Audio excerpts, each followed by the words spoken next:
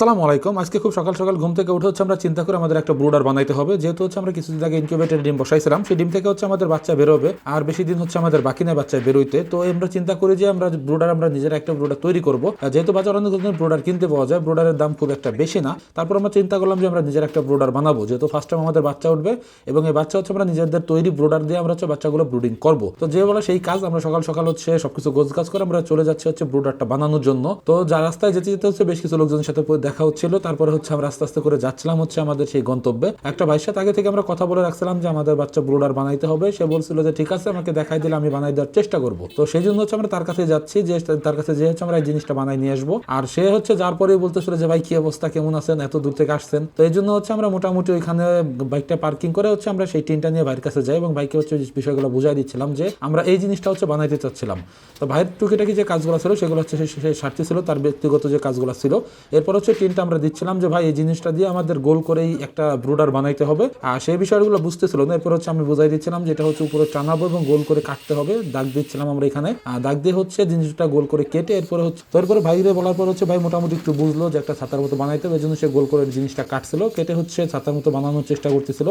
যেহেতু সে জিনিসটা আগে পরে বানায় নাই বা সেইভাবে দেখে নাই কারো এইভাবেই, তো এই জন্য তার একটু প্রবলেম হচ্ছিল। আর বিষয়গুলো আমি তাকে বুঝাই দিচ্ছিলাম যে ভাই এইভাবে জিনিসটা বানাই দেন। তো বেশি একটা প্রবলেম হয় না আমাদের জিনিসটা বানাইতে।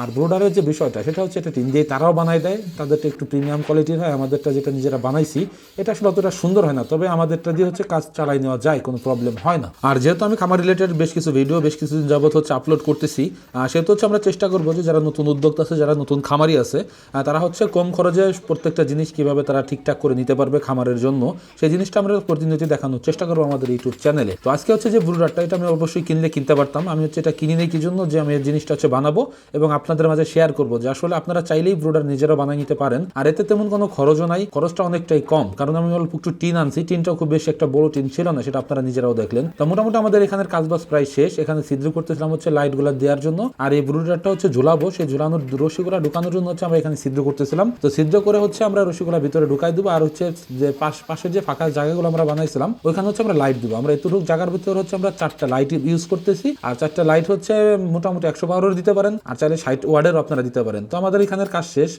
ভাইকে বলতেছিলাম যে ভাই তাহলে আমরা আসি, অনেক ধন্যবাদ আপনাকে এই জিনিসটা বানাই দেওয়ার জন্য। আর বাসায় আসার পরে রাতের বেলা আমরা চিন্তা করলাম যে তাহলে ব্রুডারের যে ওয়ারিং গুলো আছে ওয়ারিং গুলো আমরা সেরে ফেলি। তো মোটামুটি ব্রুডারে আমরা 4টা লাইট ইউজ করবো। তো সেই জন্য আমরা ওইভাবে 4টা লাইটের 4টা হোল্ডার আমরা ইউজ করতেছিলাম।